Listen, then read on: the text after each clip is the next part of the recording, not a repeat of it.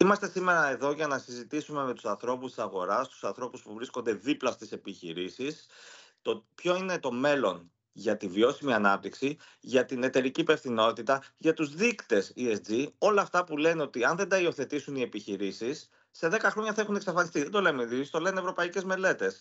Και είμαστε σήμερα εδώ για να μας εξηγήσετε, φτάνει η ιδιωτική πρωτοβουλία, διότι η κρατική αρρωγή δεν φαίνεται να βοηθάει. Η χρηματοδότηση, τουλάχιστον η διάβλη της χρηματοδότησης, αντί να ανοίγουν από το κράτος, κλείνουνε. Οι διάβλοι της χρηματοδότησης ούτως ή άλλως σε μια υγιή οικονομία βασίζονται αποκλειστικά στην ιδιωτική πρωτοβουλία.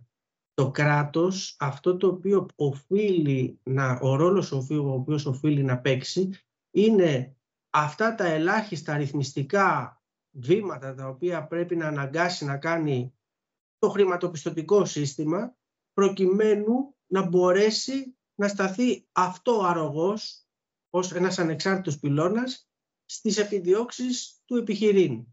Από εκεί και πέρα είναι αντιληπτό ότι η δεκαετής κρίση, η υπερδεκαετής κρίση, την οποία πέρασε η ελληνική οικονομία, έχει αφήσει έντονα τα σημάδια της, τόσο σε επίπεδο υποδομών του τραπεζικού συστήματος, όσο και σε επίπεδο καθαρής πραγματικής οικονομίας, του επιχείρησης. Εκεί ακριβώς πρέπει να γίνει μια σύζευξη δυνάμεων και από πλευράς κράτους και από πλευράς τραπεζών μάλλον και από πλευράς επιχειρήσεων, προκειμένου να αποκατασταθεί μια μάλλον χαμένη εμπιστοσύνη, η οποία προϋπήρξε της διαχείρισης της κρίσης, της χρηματοπιστωτικής κρίσης που είχαμε όλη αυτή τη δεκαετία, για να μπορέσουμε να πάμε στη νέα περίοδο, η οποία, όπως πολύ σωστά είπατε, έρχεται με πολύ σοβαρές αλλαγές, με πολύ συγκεκριμένα στοιχεία που πρέπει να εμφανίζονται στη φυσιογνωμία των επιχειρήσεων, όπως είναι οι δείκτες ESG, όπως είναι δηλαδή ο βαθμός κατά τον οποίο μια επιχείρηση μπορεί να αποτελεί λειτουργικό και αναπόσπαστο τμήμα μιας καθαρής, ανώθευτης και λειτουργικής πραγματικής οικονομίας. Τι σημαίνει αυτό? Πρέπει να μετράμε την επάρκειά της όσον αφορά το προϊόν και την υπηρεσία που δίνει στην οικονομία.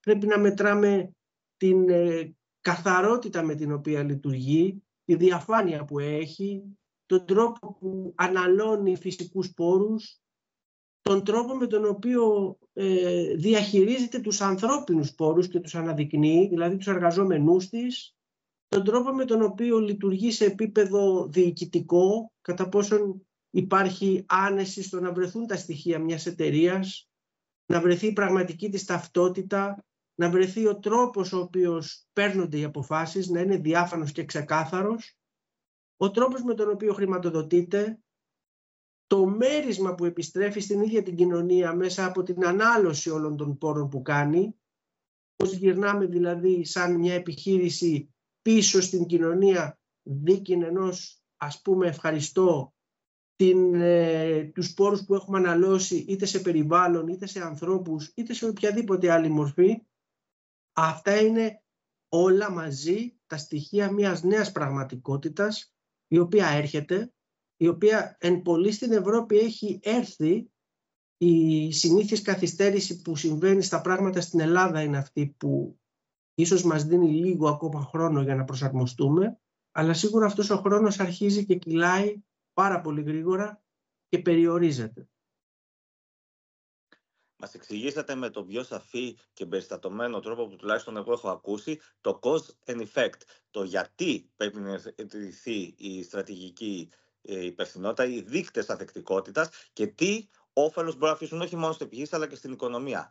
Θέλω τώρα να συζητήσουμε το how, πώς, διότι πρόκειται για μια επένδυση και εδώ θέλω να μου πείτε αν τα εργαλεία που βοηθούν αυτή την επένδυση είναι όντως αποτελεσματικά, δηλαδή Ταμείο Ανάκαμψης, Αναπτυξιακός Νόμος, προγράμματα από το ΕΣΠΑ έχουν ουσιαστικά και πρακτικά κίνητρα για να γίνει αυτή η συγκεκριμένη επένδυση. Η αλήθεια είναι ότι βρισκόμαστε αυτή τη στιγμή ουσιαστικά, όπως είπα και πιο πριν, στην ολοκλήρωση του πρώτου κύκλου κατά τον οποίο έχουμε αφομοιώσει ως πραγματική οικονομία την ανάγκη για μια αλλαγή. Περνάμε στο καθεαυτό ζητούμενο, δηλαδή στο πώς θα εφαρμόσουμε αυτή την αλλαγή. Έγινε ο πρόλογος και περνάμε στο κυρίως θέμα. Το κυρίως θέμα σημαίνει ότι πρέπει να αναδιαρθρωθούν οι επιχειρήσεις λειτουργικά, επιχειρησιακά, στον τρόπο που δουλεύουν δηλαδή, προκειμένου να αφομοιώσουν όλες αυτές τις αλλαγές, να τις αφομοιώσουν τόσο λειτουργικά και τόσο ολοκληρωμένα, προκειμένου να μην σταθούν αυτές όλες οι μετατροπές πρόβλημα στο να παράξουν προϊόντα και υπηρεσίες. Μην γίνουν, δηλαδή, να το πω πολύ πιο απλά, οι επιχειρήσεις πιο γραφειοκρατικές προκειμένου να πιάνουν αυτά τα κριτήρια, σταματήσουν να παράγουν αυτό για το οποίο είναι ο λόγος της ύπαρξής τους. Ναι, είναι το Ταμείο Ανάκαμψης, είναι το ΕΣΠΑ, είναι οι τράπεζες, είναι τα διάφορα προγράμματα τα οποία βγαίνουν κατά καιρούς, πόροι, χρηματικοί πόροι που μπορούν να χρηματοδοτήσουν αυτές τις αλλαγές. Αλλά αυτό είναι το δεύτερο κομμάτι το δεύτερο σκέλος του σχεδίου. Το πρώτο σκέλος είναι ότι οι ίδιες επιχειρήσεις πρέπει να μπουν στη διαδικασία να ξαναεφεύρουν τον τρόπο που δουλεύουν. Και δεν το λέω με το αρνητικό πρόσημο της έκφρασης, αλλά με το θετικό. Πρέπει δηλαδή οι υπηρεσίες να αποκτήσουν διαδικασίες, να αποκτήσουν πολιτικές, να αποκτήσουν μεθοδολογία λειτουργίας όσον αφορά το διοικητικό και το τεχνικό του σκέλος, και το επιχειρησιακό και το επιχειρηματικό, προκειμένου να μπορέσουν οι ίδιες πρώτες από όλους να εισπράξουν όλα αυτά τα θετικά στοιχεία που θα έρθουν μέσα από τη νέα πραγματικότητα που σιγά σιγά νιώθουμε και βλέπουμε να εφαρμόζεται. Το μέλλον, τι επιφυλάσσει στο μέλλον, οι τάσεις δηλαδή που έρχονται στην εταιρική υπευθυνότητα και στους δείκτες ESG?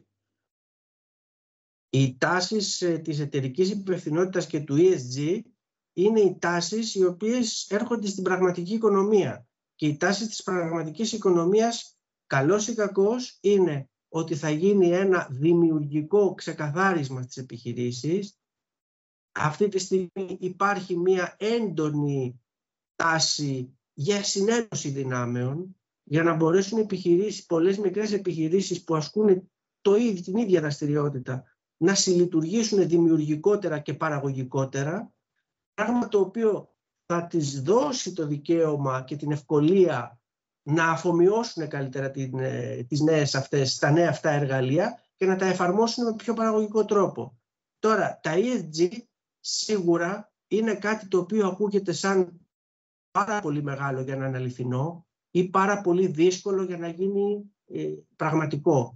Είναι όμως κάτι το οποίο ήρθε, θα μείνει, θα εξελιχθεί, θα γίνει αναπόσπαστο μέρος του επιχειρήν, θα γίνει αναπόσπαστο στοιχείο της εταιρικής ταυτότητας κάθε εταιρείας. Δηλαδή αυτό το οποίο παλαιότερα λέγαμε ότι η X ή η Z εταιρεία έχει πράσινο αποτύπωμα, τώρα αυτό το πράσινο θα είναι πολύ πιο συγκεκριμένο, πολύ πιο μετρήσιμο και πολύ πιο σαφές. Άρα το μέλλον για τα ESG και για την βιώσιμη ανάπτυξη είναι στην ουσία το μέλλον του επιχειρήν.